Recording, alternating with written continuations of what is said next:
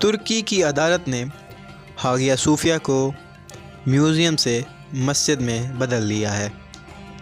1500 سال پرانی یونیسکو کی ریاست مسجد اور میوزیم بننے سے پہلے یہ چرچ تھا۔ 1930 میں اسے میوزیم بنایا گیا تھا۔ ترکی کے صدر طیب اردگان نے پچھلے سال اسے میوزیم سے مسجد بنانے کا وعدہ کیا تھا۔ 1500 سال پرانے چرچ کو پہلے مسجد پھر میوزیم بنایا گیا، اب پھر مسجد بنا دی گئی۔ ترکی کا ہاگیا صوفیہ دنیا کے سب سے بڑے چرچوں میں سے ایک رہا ہے۔ اسے 6 صدی میں بائزنٹائن سمراٹ کے حکم سے بنایا گیا تھا۔ اب اسے دوبارہ مسجد میں تبدیل کر دیا گیا ہے۔ یہ یونیسکو کی سلطنت میں تھی جب سلطنت عثمانیہ نے 1453 میں قسطنطنیہ، جسے بعد میں استنبول کا نام دیا گیا، اس چرچ پر قبضہ کیا تو اس چرچ کو مسجد بنا دیا تھا۔ استنبول میں بنی اس مسجد کو دنیا کے خوبصورت کلاؤں کا نمونہ مانا جاتا ہے۔ سلطنت عثمانیہ کے بعد مصطفیٰ کمال پاشا کا دور آیا۔ ان کے دور 1934 میں اس مسجد کو میوزیم بنا دیا گیا۔ ترکی کی ہاگیا صوفیہ کو دوبارہ مسجد بنانے کی بہت دیر سے کوششیں کی جا رہی تھیں، لیکن مخالفت میں کچھ مذہبی پارٹیاں اس پرانے چرچ کو ہونے کی وجہ سے مسجد بنانے میں مخالفت کرتی رہی ہیں۔ گریس نے اس فیصلے کا حل نکالا کہ یہ چرچ آرتھوڈاکس عیسائیت کو ماننے والے لاکھوں لوگوں کے ایمان کا سبب ہے۔ گریس کے وزیر نے اسے مذہبی احساسات بھڑکا کر سیاسی فائدہ اٹھایا۔ یونیسکو کے ڈپٹی چیف نے گریک اخبار کو دیے ایک انٹرویو میں کہا کہ اس چرچ کے مستقبل کا فیصلہ ایک بڑے پیمانے پر ہونا چاہیے، جس میں بین الاقوامی برادری کی بھی بات سنی جانی چاہیے۔ بین الاقوامی برادری کا کہنا ہے کہ ترکی کو ایک خط لکھا گیا تھا جس کا کوئی جواب نہیں ملا۔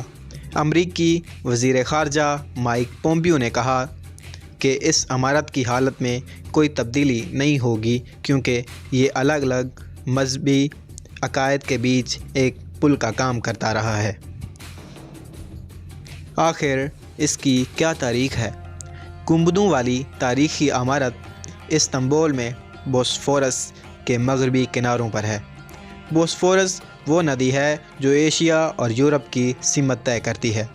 اس ندی کے مشرق طرف ایشیا اور مغرب کی طرف یورپ ہے۔ سمراج جسٹن بائزنٹائن نے سن 532 میں ایک عظیم الشان چرچ تعمیر کرنے کا حکم دیا تھا۔ ان دنوں استنبول کو قسطنطنیہ کے نام پر جانا جاتا تھا۔ یہ سمراج بائزنٹائن کی ملکیت تھی۔ اس شاندار عمارت کو بنانے کے لیے دور دور سے تعمیراتی مواد اور انجینئر بلائے گئے تھے۔ یہ ترکی کی خوبصورت سیاحت میں سے ایک ہے۔ یہ چرچ 5 سال میں تعمیر ہو کے 537 عیسوی میں پورا ہوا۔ یہ آرتھوڈاکس عیسائیت کو ماننے والوں کا اہم مرکز تو بن ہی گیا، لیکن بائزنٹائن سامراج کی طاقت کی علامت بھی بن گیا۔ راجہ ابھیشیک جیسے اہم لوگ اس جگہ پر رہے۔ یہ عمارت تقریباً 900 سال تک آرتھوڈاکس کا ہیڈ کوارٹر رہی۔ 13ویں صدی میں اسے یورپی عیسائی حملہ آوروں نے اسے بری طرح تباہ کر کے کچھ دیر کے لیے کیتھولک چرچ بنا دیا تھا۔ 1453 میں سلطان محمد نے قسطنطنیہ پر قبضہ کر لیا تھا۔ قسطنطنیہ کا نام بدل کر استنبول رکھ دیا اور اس طرح بائزنٹائن کی حکومت کا مکمل طور پر خاتمہ ہوا۔ سلطان محمد نے حکم دیا کہ ہاگیا صوفیہ کی مرمت کی جائے اور مسجد میں تبدیل کر دیا جائے۔ اس میں پہلے جمعے کی نماز میں سلطان خود شامل ہوئے۔ اسے سلطنت عثمانیہ بھی کہا جاتا ہے۔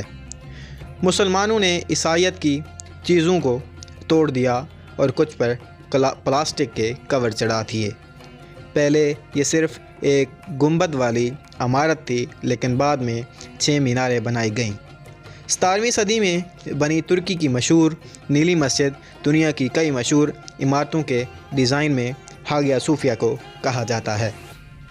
جب مسلمانوں نے ایک بار یہ جگہ فتح کی اور اس جگہ کو مسجد بنا دیا جس کا نام مسجد قرطبہ رکھا، جب دوبارہ قرطبہ مسجد کو ختم کر کے دوبارہ چرچ بنایا گیا تھا تو لہٰذا مسلمانوں نے اس کے مقابلے میں اس کا بدلہ لینے میں اسے مسجد بنایا۔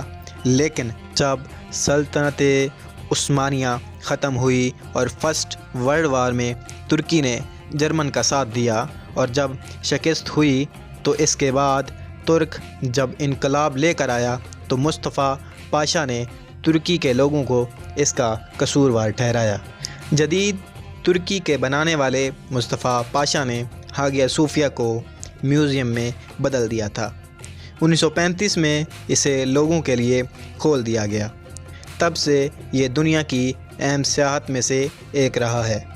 قریب 1500 سال کی تاریخ سے صرف ترکی ہی نہیں بلکہ باہر کے لوگوں کے لیے بھی یہ بہت اہمیت رکھتا تھا، خاص طور پر گریکس کے عیسائیوں اور دنیا بھر کے مسلمانوں کے لیے۔ ترکی میں بنے 1934 میں قانون کے خلاف لگاتار مظاہرے ہوتے رہے جس میں ہاگیا صوفیہ میں نماز پڑھنے یا کسی مذہبی کام کرنے پر پابندی ہے۔ صدر اردگان نے ہاگیا صوفیہ کو میوزیم بنانے پر تاریخی غلطی بتائی ہے۔ صدر اردگان نے لگاتار کوشش کی اور آخرکار صدر اردگان کامیاب ہو گئے اور دوبارہ میوزیم کو مسجد بنا لیا۔